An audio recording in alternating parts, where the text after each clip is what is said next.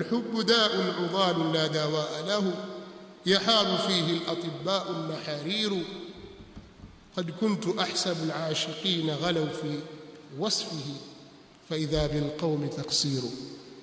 Mmoja katika wenye kupenda anasema kupenda ni magonjwa, ni gonjwa sugu ambalo halina dawa. Mapenzi ni gonjwa sugu ambalo halina dawa. Wametopewa katika ugonjwa huo matabibu walio mabingwa kabisa, hawezi kutibu alhub. Qad kuntu ahsabu alashiqin qad ghalaw, sasa mimi nilikuwa nadhani wale wenye mapenzi wamevuka mpaka fi wasfi, katika kuyasifu mapenzi. Fa idha bilqaumi taqsir, kumbe jamaa wamefanya upungufu katika kuyasifia mapenzi. Mapenzi ni zaidi ya vile wanavyosema wao.